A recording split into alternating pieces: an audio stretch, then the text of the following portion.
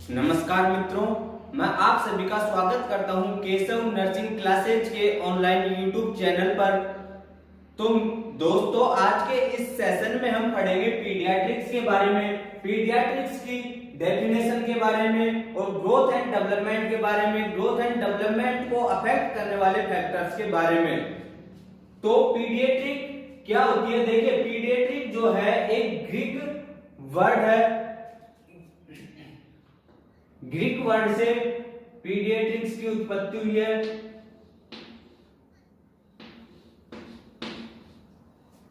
और जब इसको टुकड़ों में तोड़ते हैं अपन तो ये होता है पीडिया, पीईडी।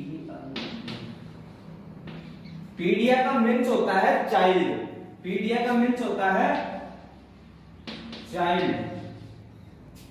इट्री IATRI, इट्री मीन्स होता है ट्रीटमेंट।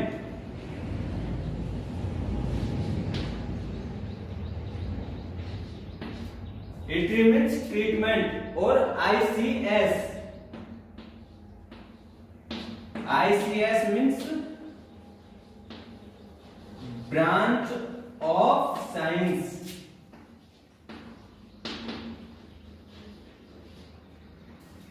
पीडियाट्रिक्स को तोड़ते हैं तो इसके तीन टुकड़े पड़ते हैं। ये ग्रीक भाषा का वर्ड है पीडिया, इट्री और ICS। पीडिया का मीन्स होता है चाइल्ड, इट्री का मीन्स होता है ट्रीटमेंट और ICS means branch of science. यानी कि हम कह सकते हैं कि पीडियाट्रिक, इस प्रकार से पीडियाट्रिक्स की डेफिनेशन क्या हो जाएगी कि पीडियाट्रिक साइंस की वो ब्रांच होती है जो कि डील करती है चाइल्ड डेवलपमेंट के साथ में, केयर के साथ में और चाइल्डहुड डिजीजेज और उनके ट्रीटमेंट के साथ में। इसकी डेफिनेशन की अपन बात करें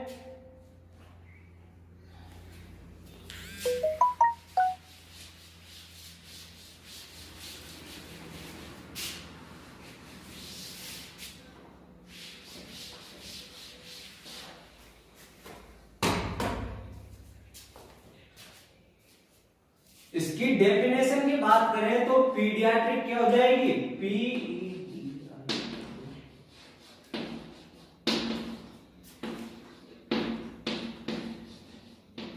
paediatric is the branch of science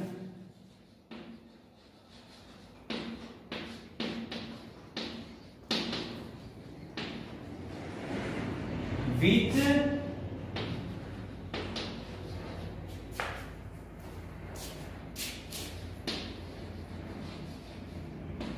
deals with the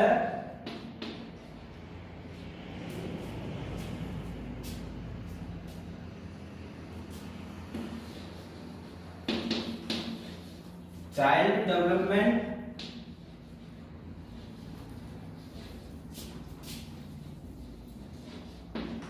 and care and childhood diseases and their treatment।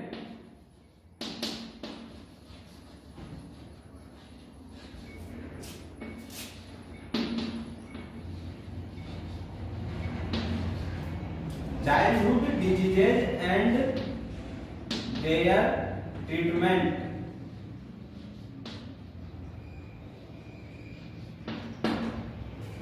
क्या हो जाएगी पीडियाट्रिक की डेफिनेशन की? Paediatric is the branch of science. Paediatric science की एक ब्रांच है जो डील करती है with the child development, child के डेवलपमेंट के साथ में, उसकी केयर के साथ में और चाइल्डहुड डिजीजेज और उनके ट्रीटमेंट के साथ में डील करती है। यानी कि ये एक मेडिकल साइंस की ब्रांच है जिसके अंदर जो डील करके चाइल्ड डेवलपमेंट के साथ में, इसके अंदर चाइल्ड को केयर प्रोवाइड करवाते हैं, चाइल्डहुड डिजीजेज का ट्रीटमेंट करते हैं। ये है पीडियाट्रिक की डेफिनेशन। अब बात करते हैं अपन नेक्स्ट, तो father of paediatrics.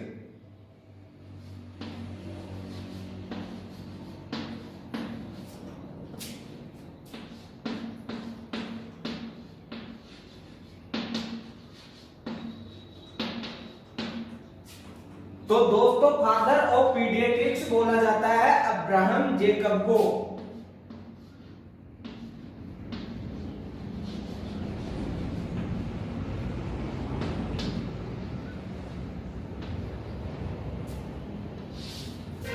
Father of paediatrics है Abraham Jacob.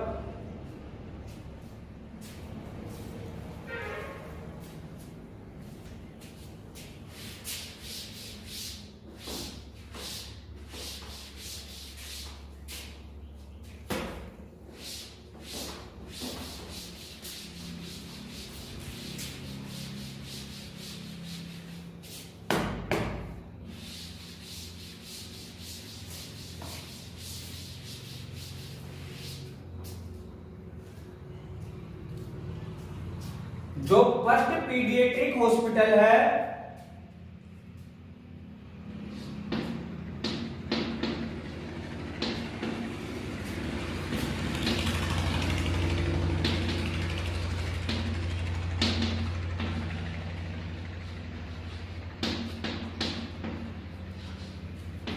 First paediatric hospital open हुआ था पेरिस के अंदर।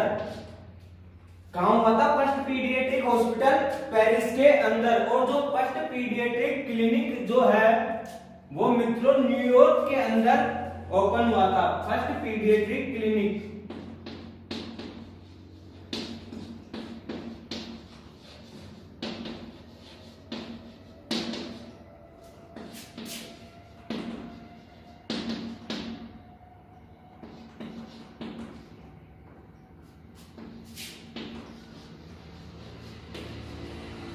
जो फर्स्ट पीडियाट्रिक क्लिनिक है ये कहां ओपन हुई थी? न्यूयॉर्क के अंदर ओपन हुई थी फर्स्ट पीडियाट्रिक क्लिनिक। और जो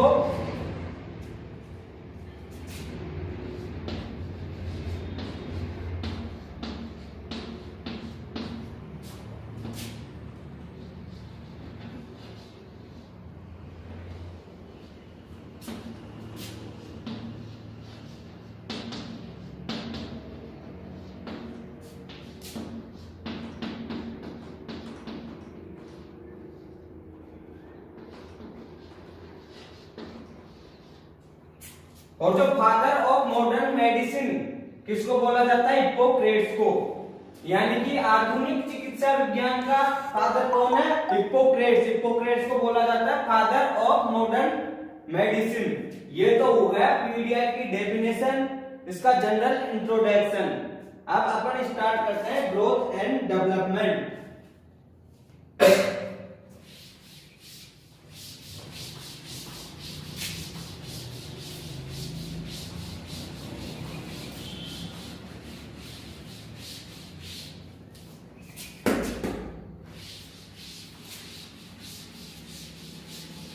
हाँ, ग्रोथ एंड डेवलपमेंट स्टार्ट करने से पहले एक चीज और देखते हैं कि जो पीडियाट्रिक केयर है ये कितने वर्ष तक के चिल्ड्रंस को प्रोवाइड करवाई जाती है?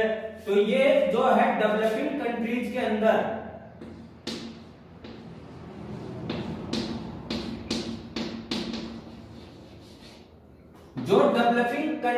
अंदर है उनमें अप टू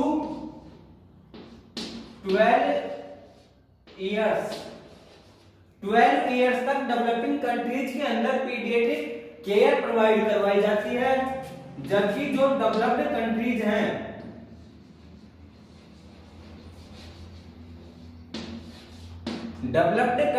के अंदर एडोलसेंट एज तक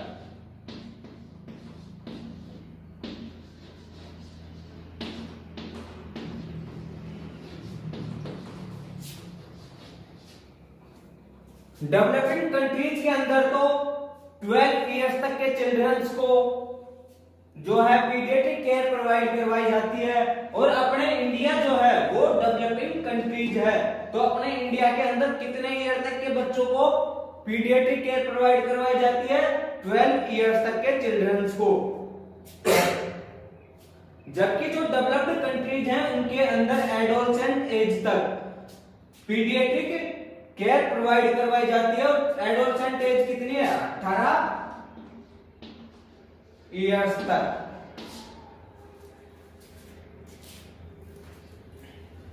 अब देखेंगे हम ग्रोथ एंड डेवलपमेंट।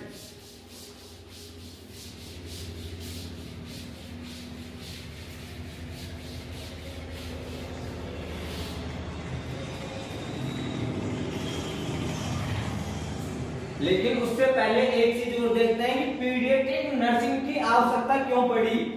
पहले जो है चिल्ड्रंस की पीडियाट्रिक की कोई ब्रांच नहीं थी ऐसी, लेकिन बाद में ये रियलाइज किया गया कि जो चिल्ड्रंस की डिजीजेज जो होती हैं वो एडल्ट की डिजीजेज से कुछ डिफरेंट होती हैं, कुछ भिन्न होती हैं। और इसके अलावा अगर जो चाइल्डहुड डिजीजेज हैं उनका बचपन में ही ट्रीटमेंट कर दिया जाए तो वो एडोलसेंट में प्रॉब्लम क्रिएट नहीं करेंगी, इसलिए हमें पीडियाट्रिक नर्सिंग की आवश्यकता पड़ी। अब हमारा नेक्स्ट टॉपिक है ग्रोथ एंड डेवलपमेंट।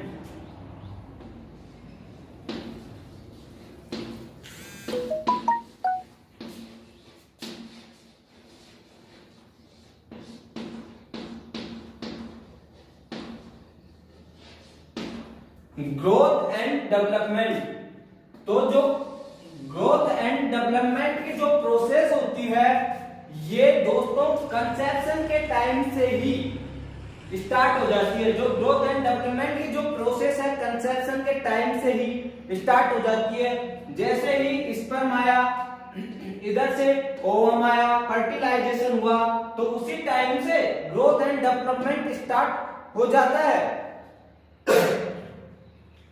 अब बात करें ग्रोथ एंड डेवलपमेंट की,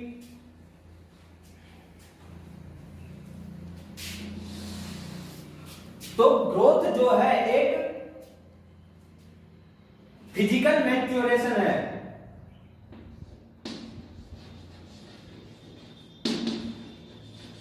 ग्रोथ क्या है? फिजिकल मैच्योरेशन है, जबकि डेवलपमेंट जो है ये एक साइकोलॉजिकल मैच्योरेशन है। इसके अलावा बात करें तो ग्रोथ को अपन मेजर कर सकते हैं। जैसे कि कोई चाइल्ड है तो उसकी ग्रोथ कितनी हुई, कितने उसकी हाइट कितनी है, वेट कितना है, तो ग्रोथ को अपन क्या कर सकते हैं? मेजर कर सकते हैं।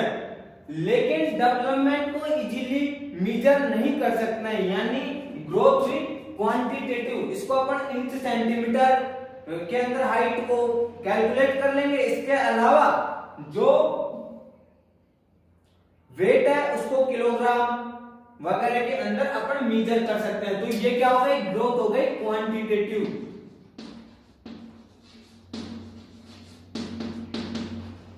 ग्रोथ क्या हो गई? क्वांटिटेटिव, जबकि डेवलपमेंट जो होता है क्वालिटेटिव होता है।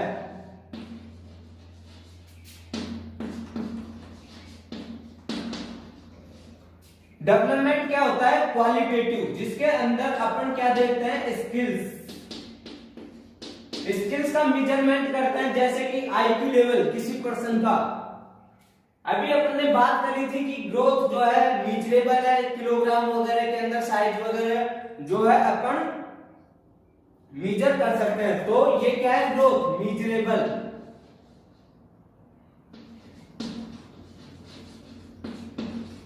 जबकि जो डेवलपमेंट है तो मेजर तो इसको भी कर सकते हैं, जैसे किसी पर्सन का आईक्यू लेवल कितना है इसको हम मेजर कर सकते हैं, लेकिन उतना इजीली इसको मेजर नहीं कर सकते। और इसके अलावा अब जैसे मैं आपको पढ़ा रहा हूं तो मेरा एंजाइटी लेवल कितना है, कितनी मेरे अंदर एंजाइटी हो रही है, तो इसको आप एग्जैक्ट कैलकुलेट नहीं कर सकते, एग्जैक्ट मेजर नहीं कर सकते। तो हम कह सकते हैं कि डेवलपमेंट क्या है? एक लेस मेजरेबल है।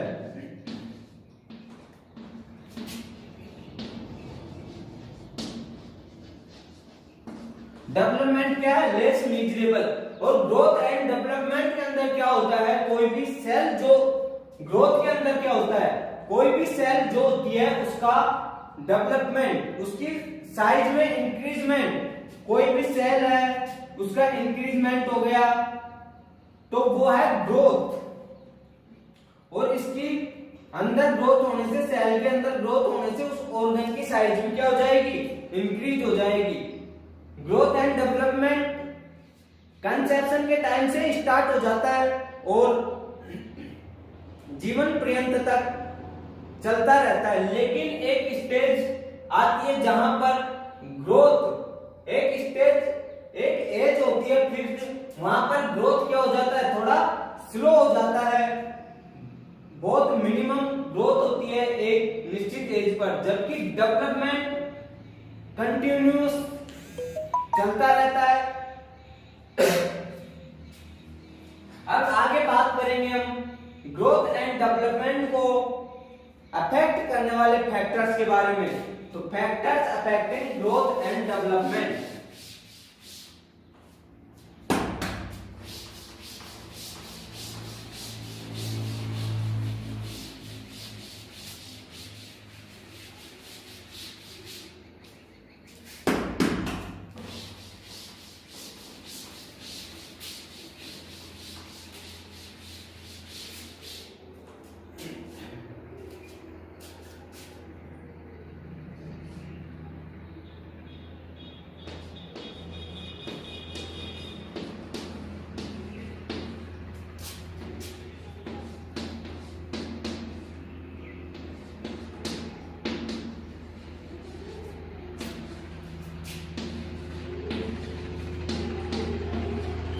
Factors affecting growth and development की, यानी कि ग्रोथ एंड डेवलपमेंट को कौन कौन से फैक्टर्स अफेक्ट करते हैं, उन फैक्टर्स के बारे में पढ़ेंगे। तो मेनली 3 प्रकार के फैक्टर्स जो है ग्रोथ एंड डेवलपमेंट को अफेक्ट करते हैं। नंबर फर्स्ट बात करें तो जेनेटिक,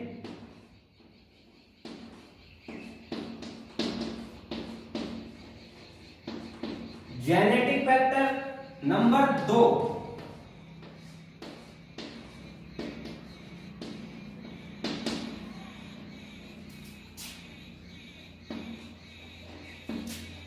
एनवायरमेंटल फैक्टर और थर्ड जो है सोशियो इकोनॉमिकल फैक्टर या सोशियो कल्चरल फैक्टर।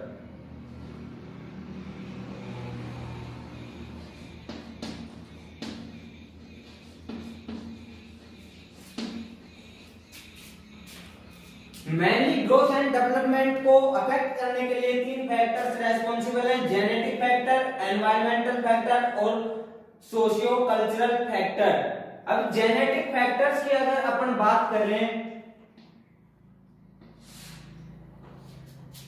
तो जो जेनेटिक फैक्टर्स जो है इसके अंदर किसी पर्सन का जो, जैसे कि आईज का कलर हो गया, हेयर का कलर हो गया, तो ये किस पे डिपेंड करता है, उसकी हेरिडिटी पे।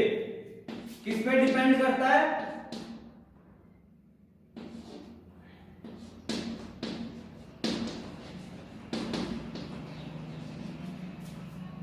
उसकी किसी भी पर्सन की ग्रोथ एंड डेवलपमेंट हेरिडिटी पे डिपेंड करती है। उसका आईज वगैरह का कलर हो गया, हेयर का कलर हो गया, तो ये हेरिडिटी पे डिपेंड करता है।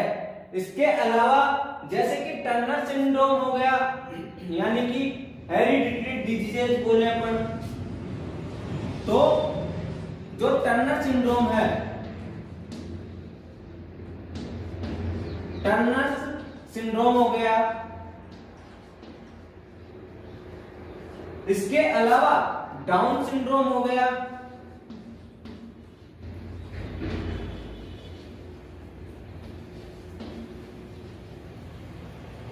तो ये जो टर्नर सिंड्रोम और डाउन सिंड्रोम है ये भी ग्रोथ एंड डेवलपमेंट को क्या करते हैं, अफेक्ट करते हैं। इसके अलावा सेक्स हो गया, सेक्स की बात करें तो जो मेल बेबी जो होता है तो at the time of birth, birth के टाइम पे वो लार्जर होता है और हैवियर होता है, लार्जर होता है और हैवियर होता है देन द फीमेल। फीमेल की अपेक्षा जो मेल बेबी है वो हैवियर होगा, लार्जर होगा।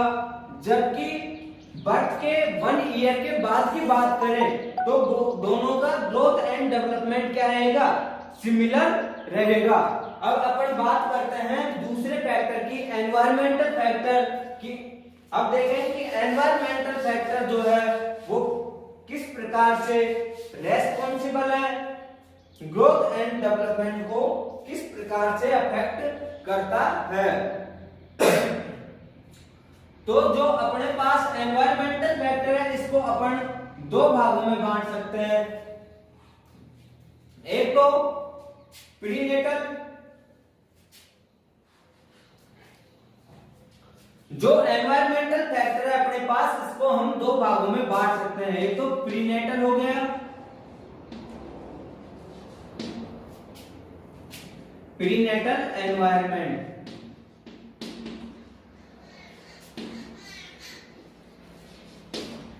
इसके अलावा दूसरा हो गया पोस्टनेटल एनवायरनमेंट।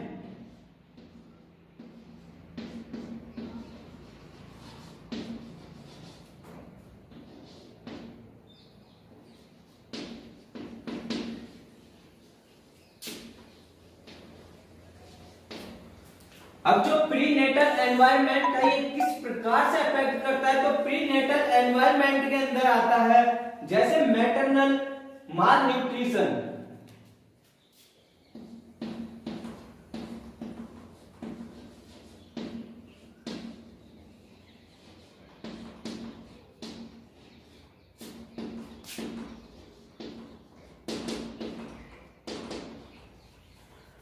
अगर मदर के अंदर प्रेगनेंसी के टाइम पे माल न्यूट्रिशन की प्रॉब्लम हो गई, सही तरीके से न्यूट्रिशन नहीं लिया, तो वो जो फीटल का ग्रोथ एंड डेवलपमेंट है उसको रिटार्ड कर देगा। फीटल के ग्रोथ एंड डेवलपमेंट को रिटार्डेशन कर देगा, जिससे प्रॉपर तरीके से फीटल का ग्रोथ एंड डेवलपमेंट नहीं हो पाएगा। इसके अलावा बात करें इन्फेक्शंस हो गए,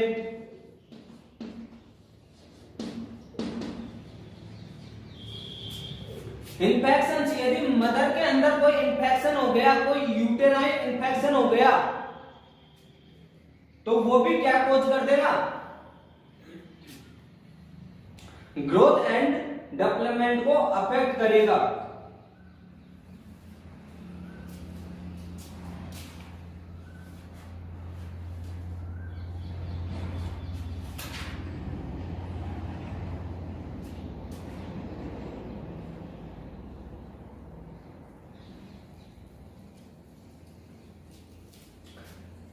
इसके अलावा मदर के अंदर मान लो कोई HIV का इन्फेक्शन है, हेपेटाइटिस बी इन्फेक्शन है, तो ये भी क्या हो सकते हैं, मदर से चिल्ड्रन के अंदर ट्रांसफर हो सकते हैं। तो इस प्रकार से हम बोल सकते हैं कि जो इन्फेक्शंस है, मैटरनल इन्फेक्शंस है, वो भी ग्रोथ एंड डेवलपमेंट को क्या करते हैं, अफेक्ट करते हैं। इसके अलावा हार्मोन्स हो गए,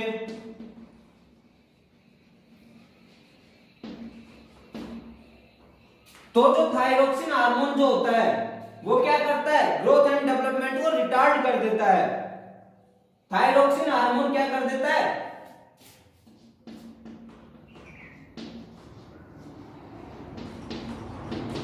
जो थायरोक्सिन हार्मोन होता है वो ग्रोथ एंड डेवलपमेंट को रिटार्ड कर देता है, जबकि इंसुलिन हार्मोन जो होता है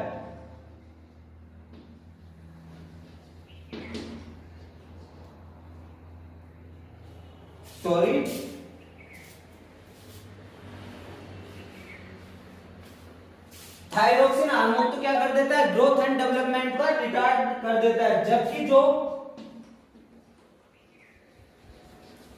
इंसुलिन जो होता है ये एक्सेस ग्रोथ को प्रमोट करता है, ग्रोथ को लीड करता है। इसके कारण ग्रोथ के अंदर एक्सेसिव ग्रोथ इंक्रीज होती है।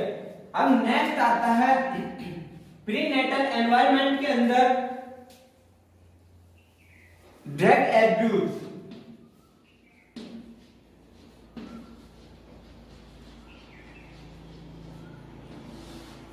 मैटरनल ड्रग एब्यूज, जैसे कि कोई मदर है तो वो अगर स्मोकिंग करती है या अल्कोहल वगैरह का इंटेक करती है तो वो भी चिल्ड्रन की फीटल जो ग्रोथ एंड डेवलपमेंट होगा उसको क्या करेगा, अफेक्ट कर देगा। अब बात आती है पोस्ट नेटल एनवायरनमेंट की, तो मैं इसको थोड़ा रफ कर देता हूं तो नीचे लिखने में थोड़ी प्रॉब्लम आती है।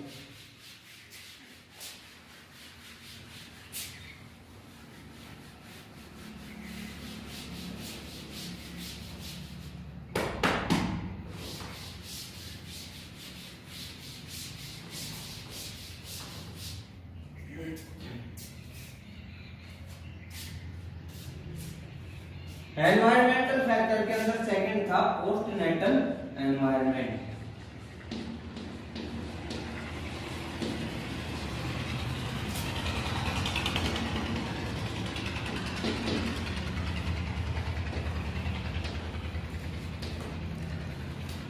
तो इसके अंदर वो फर्स्ट वन माल न्यूट्रिशन हो गया,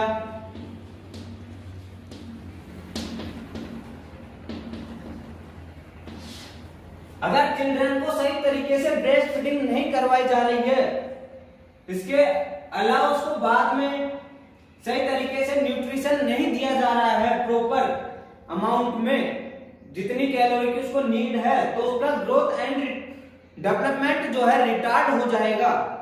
इसके अलावा नंबर सेकंड वो इन्फेक्शन हो गया। यदि चिल्ड्रन के बर्थ के बाद में उसके अंदर किसी भी प्रकार का इन्फेक्शन हो जाता है तो वो भी क्या करता है, ग्रोथ एंड डेवलपमेंट को अफेक्ट करता है, ग्रोथ एंड डेवलपमेंट को अफेक्ट करता है। इसके अलावा तीसरा हो गया ट्रोमा।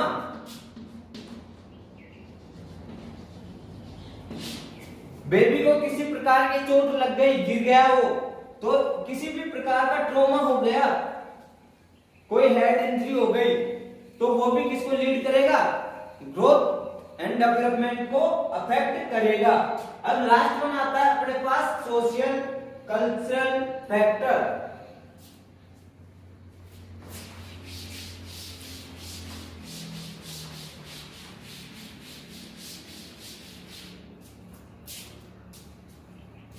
अब अपन बात करें सोशल कल्चरल फैक्टर के अंदर,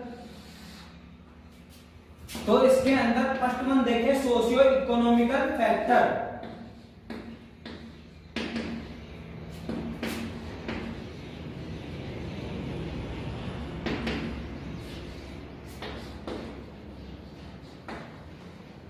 सोशियो इकोनॉमिकल फैक्टर की बात करें तो किसी का मान लो फैमिली बैकग्राउंड अच्छा नहीं है, उसकी इकोनॉमिकली कंडीशन ठीक नहीं है, तो वो चिल्ड्रन को एक गुड न्यूट्रिशन प्रोवाइड नहीं कर सकते, तो जिस कारण से क्या लीड होगा, चिल्ड्रन के अंदर, बेबी के अंदर ग्रोथ एंड डेवलपमेंट जो है वो रिटार्ड हो जाएगा।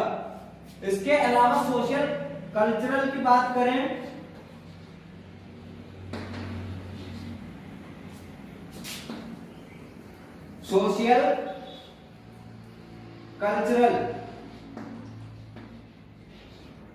सोशल कल्चरल फैक्टर की बात करें तो जैसे कि कोई फैमिली है वो वेजिटेरियन है और कोई नॉन वेजिटेरियन है, तो जो वेजिटेरियन फैमिली जो है वो एग वगैरह मीट वगैरह का इस्तेमाल नहीं करती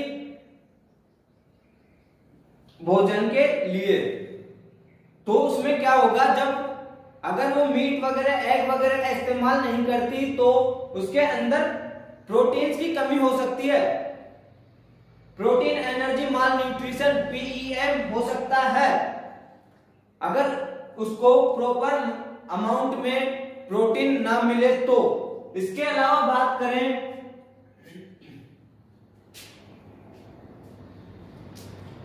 कि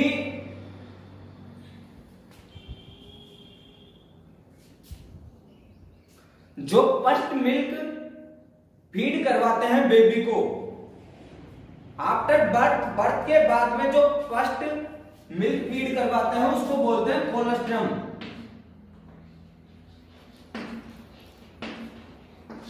अब कुछ कम्युनिटीज के अंदर क्या माना जाता है कि इसको बेबी को फीड नहीं करवाना है। कम्युनिटीज के क्या रूल है कुछ के कि कोलोस्ट्रम को वो लोग बेबी को फीड नहीं करवाते हैं, जबकि इस कोलोस्ट्रम के अंदर ऐसे न्यूट्रिएंट्स पाए जाते हैं जो कि बेबी को इम्यूनिटी प्रोवाइड करवाते हैं, उसकी इन्फेक्शन से लड़ने की कैपेसिटी को इंक्रीज करते हैं। तो ये भी जो है बेबी की ग्रोथ एंड डेवलपमेंट को क्या करता है, अफेक्ट करता है। और इसके अंदर सोशियो कल्चरल फैक्टर के अंदर लास्ट वन है इमोशनल फैक्टर।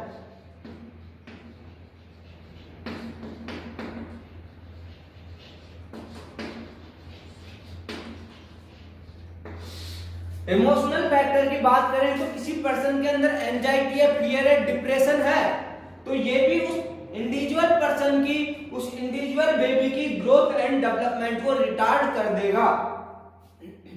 यदि कोई बेबी है वो स्ट्रेस से सफर कर रहा है, डिप्रेशन में है, मान लो किसी के एग्जाम में वो एग्जाम के डिप्रेशन में है, इसके अलावा उसको फैमिली से लव नहीं मिल रहा, फैमिली सपोर्ट नहीं मिल रहा, तो इस वजह से भी वो स्ट्रेस और डिप्रेशन में जा सकता है, जो कि क्या कर सकता है, ग्रोथ एंड डेवलपमेंट को अफेक्ट कर सकता है। अब अपन नेक्स्ट बात करें principle of growth and development.